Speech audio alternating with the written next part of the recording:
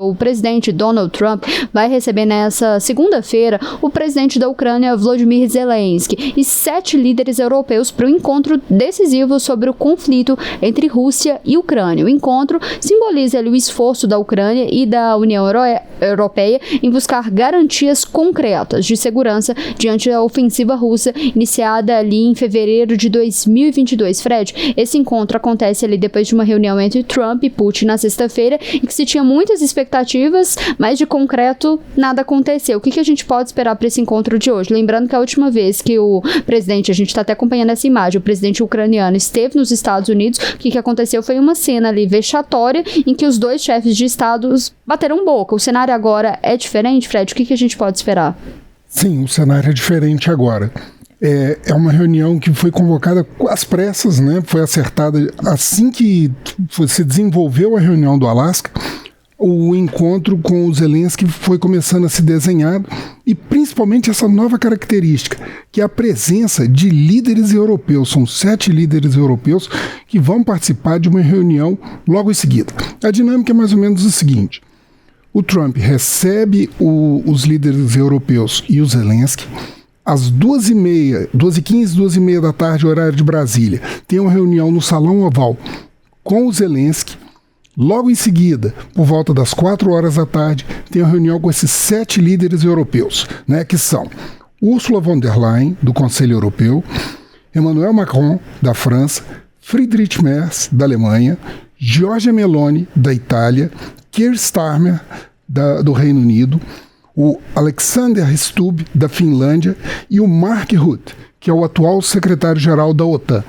Né? Então você vê por essa configuração que são os países que estão mais preocupados e que se mostraram mais alinhados, o que eles chamam de coalizão dos dispostos a garantir, dar um background para o Zelensky, para que não aconteça a mesma coisa que aconteceu em fevereiro, que foi uma cobrança do J.D. Vance e do Trump acusando o Zelensky de ingratidão. Né? Mas não é só isso que está em pauta lá na reunião, né? Essa reunião ela já tem uma posição que há um recuo do Trump em relação à questão do cessar-fogo. E ele se posicionou sobre isso na rede social dele, o Truth Social. Ele bateu, ele fez a seguinte afirmação nesse post, né, falando que a responsabilidade de resolver a questão da paz agora está com o Zelensky, né? E ele resgata uma crítica ao governo Obama durante a ocupação da Crimeia em 2014. Mas aí ele tirou também toda a questão ali da negociação também com o presidente russo, né, o Putin. Isso, nesse momento ele fala assim, a parte do Putin foi feita no Alasca, quem tem que tomar uma decisão agora é o Zelensky. E o Zelensky também se posicionou antes de chegar a Washington, né, em que ele fala, não, olha, a Ucrânia está passando por uma série de dificuldades, houve uma série de ataques essa noite, inclusive, contra a Ucrânia, e ele fala, diante dessa pressão violenta, a pessoa que tem que ser parada é o Vladimir Putin. Né? Mas isso tem muita coisa, ainda tem essa é um diálogo verbal, né? um embate verbal prévio a esse encontro. No encontro, outras questões vão estar sendo colocadas na mesa. E aí, quais são essas outras questões que vão ser colocadas, Fred? Para gente explicar. Olha, nesse momento, o que foi levado para a mesa, né, nós temos até um mapa aqui que a gente pode ajudar a explicar a proposta que vai ser apresentada para o Zelensky. Né? O Zelensky vai ser colocado para ele o seguinte, ele vai ter que entregar Donetsk e Luhansk, que é a região do Donbas, completamente para a Ucrânia. Como você vê no mapa, a Rússia não conseguiu completar a ocupação dessa região, né? Apenas uma parte dela. Né? Manteria a segunda parte da linha de frente, que é Zaporizhzhia e Kherson, no atual cenário. Né? A Crimeia seria reconhecida, que foi ocupada em 2014, seria reconhecida como território russo.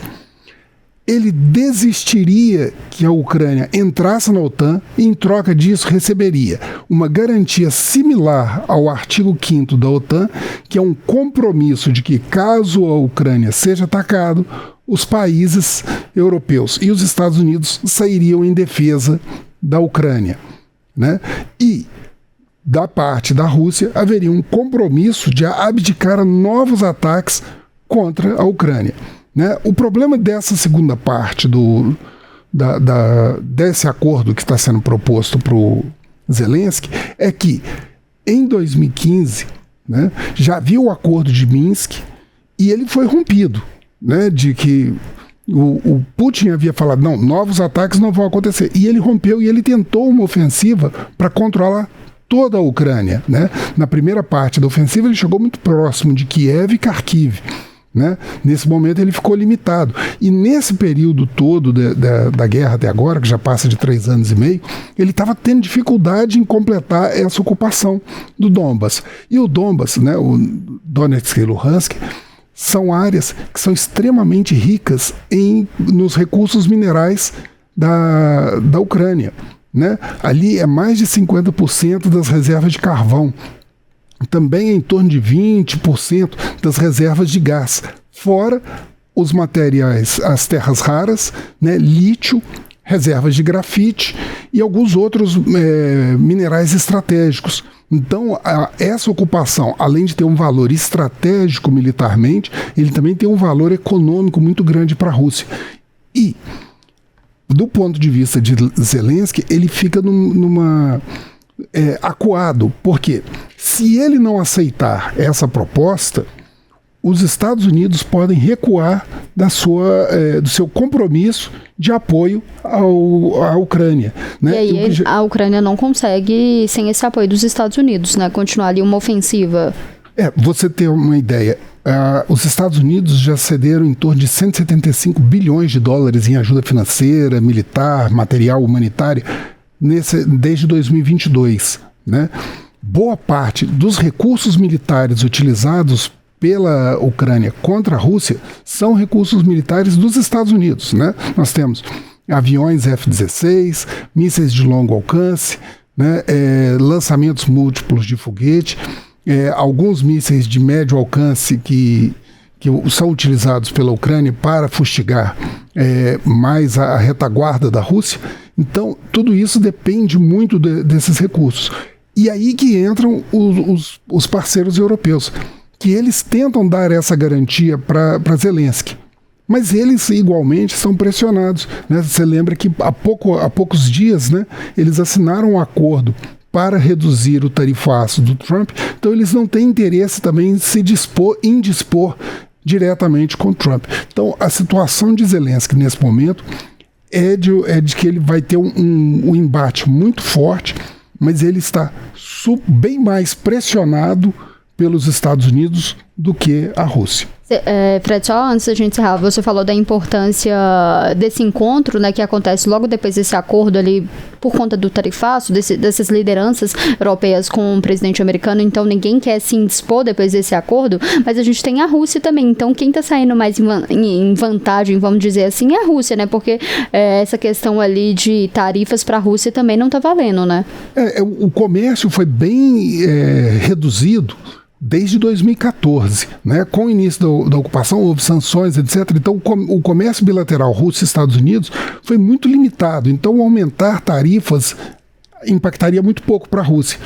A Rússia ela também teve uma questão também que aconteceu o seguinte: os Estados Unidos haviam colocado um ultimato até o dia 8 de agosto que, se não houvesse um cessar-fogo, eles aumentariam as sanções contra os países que negociam com a Rússia. Né? Aumentaria até 100%. E deu dia 8 de agosto, nada aconteceu a não ser o anúncio do acordo da reunião no Alasca, que nós estamos vendo as imagens aí. Né? O Trump simplesmente ignorou que ele havia feito esse ultimato, e o único país que acabou sendo punido por negociar com a Rússia foi a Índia, que teve um aumento de 25% nas taxas. E nós não sabemos também até que ponto ele vai continuar com essa pressão com relação aos outros países. Né? Ele está mais interessado nessa disputa econômica tarifária com a China e como isso pode impactar do que propriamente com a questão da Ucrânia, né? A questão da Ucrânia para ele passa por um outro aspecto, que é uma resposta que ele vai dar para o eleitorado conservador dele nos Estados Unidos e para essa campanha que ele tem para se lançar, né, ao Prêmio Nobel da Paz. Inclusive essa questão da Ucrânia foi uma das promessas dele, inclusive de campanha, que ia acabar ali em 24 horas, e a gente está vendo essa questão se arrastando.